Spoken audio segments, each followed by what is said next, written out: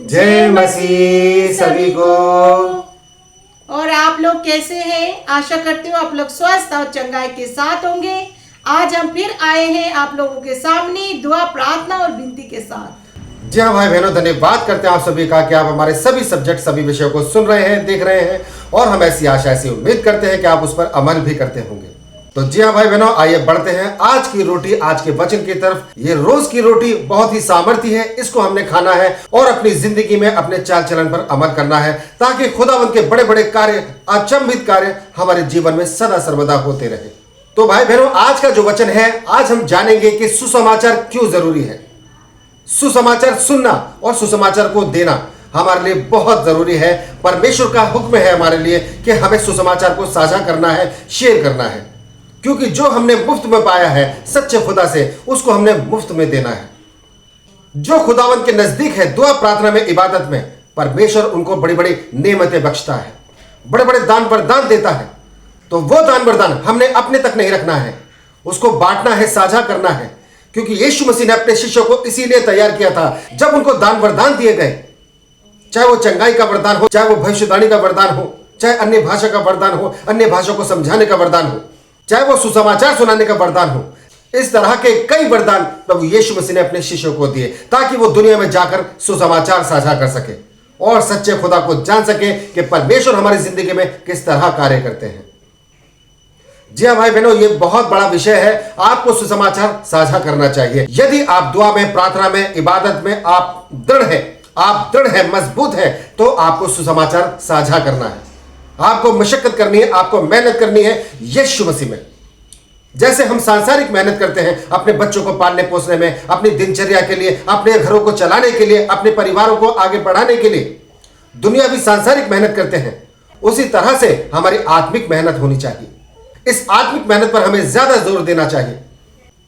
जी हाँ भाई बहनों, सुसमाचार बांटिए, सुसमाचार को शेयर कीजिए। जी हाँ भाई बहनों, यदि आप आत्मिक मेहनत करते हैं, आप सुसमाचार शेयर करते हैं, आप लोगों को बताते हैं सच्चे खुदा के बारे में, उनके जीवन में कार्य होता है। जीवन का मुकुट आपके लिए तैयार होगा स्वर्ग के राज्य में। परमेश्वर आपको इनाम देंगे, सच्चा खुदा आपको इनाम देगा, आपको इनाम से नवाजेगा।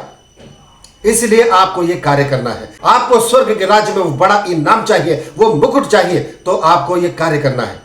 यदि आपको यीशु मसीह के लिए आपको तमाचा भी खाना पड़े तो आप तमाचा भी खाइए, आपको लज्जित भी होना पड़े तो आप लज्जित हो जाइए, क्योंकि यीशु मसीह का वचन कहता है, जो मेरे नाम से तुम्हें प्रताड़ित करता है, तुम्हें लज्जित करता है, वो तुम्हें नहीं, वो मुझे लज्जित करता है और वो ठोकर का कारण बनता है। इसलिए भाई बहनों, अगर आपको कोई लज्जित करे तो आप उस दिन खुश होना और ये जानकर खुश होना कि यीशु मसीह के कार्य के लिए मैं आगे बढ़ा, सुसमाचार के लिए मैं आगे बढ़ा और मुझे ऐसी ऐसी बातें सुनने को मिली। तो उस दिन खुश होना, क्योंकि स्वर्ग में आपके लिए आनंद मनाया जाएगा और आप जान लेना कि आप परमेश्वर में एक दृढ़ता के साथ और एक संयम के साथ और एक कामयाबी के साथ आगे बढ़ते जा रहे हैं। खुश होना, नाचना और गाना यीशु मसीह के नाम से। इसके बावजूद आपने पीछे नहीं हटना है, आपने निरंतर आगे बढ़ते रहना है। यीशु मसीह के नाम से आप आगे बढ़ते जाइए। खुदावन के और बड़े बड़े कार्य आपके जीवन में होते चले जाएंगे। आप देखेंगे, दुनिया देखेगी, आपकी टेस्टमनी तैयार होगी। तो जी हाँ भाई बहनों, आपको सुसमाचार प्रचार करना है, सुसमाचार बताना है लोगों को, ताकि आपके जीवन में वो इनाम तैयार हो सके जो प्रभु आपको देना चाहता है। आप अगर सुसमाचार देने के लिए जाते हैं, उस जगह पर आपका अनादर होता है, तो आपको डरना नहीं है। आप उस जगह को छोड़ के दूसरी जगह भी सुसमाचार को दे सकते हैं, क्योंकि यीशु मसीह के साथ भी ऐसा हुआ था। वो अपनी जगह पे सुसमाचार दे रहे थे, उन लोगों ने इनका सुसमाचार नहीं सुना, तो यीशु मसीह ने उस जगह को छोड़ के दूसरी जगह जाकर प्रचार किया। उसी तरह से भाई बहनों, जब हमें लगता है कि हमारे आसपास हमारे चाहने वाले हमारे सुसमाचार को नहीं सुनते, तो आपको घबराना नहीं है। आपको फिर भी सुसमाचार देना है, आपको किसी और जगह पे जाकर भी सुसमाचार प्रचार करना है। ये सुसमाचार जीवन का एक महत्वपूर्ण काम है जो हमें प्रभु यीशु ने बताया है। तो भाई बहनों, कभी कभी ऐसा होता है, आपके कुटुंब, आपके आस पड़ोसी आपको लज्जित करते हैं जब आप सुसमाचार प्रचार करते हैं। आपको कहते हैं कि आप तो ऐसे थे, आप तो वैसे थे, आप सुसमाचार दे रहे हैं। किस रीजन से, किस कारण से? आपको कहा जाता है कि आपकी हैसियत नहीं है, आप किस तरह से सुसमाचार दे रहे, आपके घर में तो खुद शांति नहीं है। जब इस तरह से आपको बोला जाता है, आपके कुटुंब के द्वारा, आपके परिवार के द्वारा, आपको निराश नहीं होना और ना ही विचलित होना है, आपको फिर भी सुसमाचार देना है। क्योंकि यीशु मसीह ने भी ऐसे ही किया था। उनके खुद के जहां पर अपने लोग थे, उन लोगों ने उनका सुसमाचार नहीं सुना और इस कारण से वो लोग ठोकर का कारण बने। तो आपको ऐसे करना है, जब भी आपका सुसमाचार उस जगह पर नहीं सुना जा रहा है तो आपको उस जगह को छोड़ के दूसरे जगह जाके सुसमाचार प्रचार करना। सुसमाचार बहुत ही महत्वपूर्ण काम है। जिस तरह से हम संसार में आके सांसारिक काम को करते हैं, उसी तरह से आत्मिक रूप से जब हम यीशु मसीह को मानते हैं तो उनके सुसमाचार का प्रचार करना है। तो भाई बहनों, आपको एक वचन बताना चाहती हूं। हम देखेंगे मत्ती 13:57 में परमेश्वर का वचन कहता है, यीशु ने उनसे कहा, भविष्यवक्ता का अपने देश और अपने घर को छोड़ और कहीं निरादर नहीं होता। आमीन। जी हाँ भाई बहनों, आपने सुना यहाँ पर परमेश्वर का वचन क्या कहता है। भविष्यवक्ता का अपने देश और अपने परिवार को छोड़ और कहीं अनादर नहीं होता। इसलिए भाई बहनों, जब आप परमेश्वर के कार्य के लिए आगे बढ़ते हैं, निरंतर आगे बढ़ते चले जाते हैं, तो आपके साथ ऐसी घटना भी पेश आ सकती है कि आपके घर वाले, आपके परिवार, आपका कुटुंब, आपके आस पड़ोसी भी आपको लज्जित कर सकते हैं, आपको लज्जित करेंगे। मगर आपने निराश नहीं होना है, आपने विचलित नहीं होना है।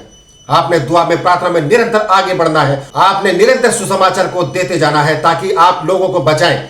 जो अन्य लोग हैं वो बचाए जाएं। जो आपको नहीं स्वीकार करते, इसका मतलब यही है कि वो यीशु मसीह को स्वीकार नहीं करते। चाहे फिर वो कितना भी दिखावा करे कि हम धार्मिक हैं, हम ही धार्मिक हैं, चाहे फिर वो कितना भी दिखावा करे।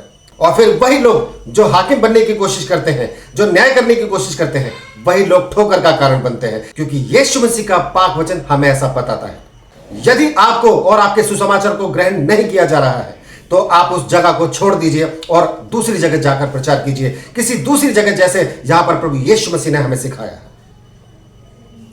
तो भाई बहनों, धन्यवाद करते हैं आपने यहां तक हमें सुना। इस विषय को, इस सब्जेक्ट को अपने सगे संबंधियों तक, रिश्तेदारों तक और जान पहचान के लोगों तक जरूर शेयर कीजिए ताकि परमेश्वर का पवित्र पाक वचन हर एक घरों में बड़ी आशीष बनकर गूंजे यीशु मसीह के नाम से। तो धन्यवाद करते हैं भाई बहनों। आज के विषय में बस इतना ही। कल फिर हाजिर होंगे नई दुआ, नई प्रार्थना, नए विषय के साथ। तब तक के लिए आप सभी भाई बहनों को हमारा जय मसीह।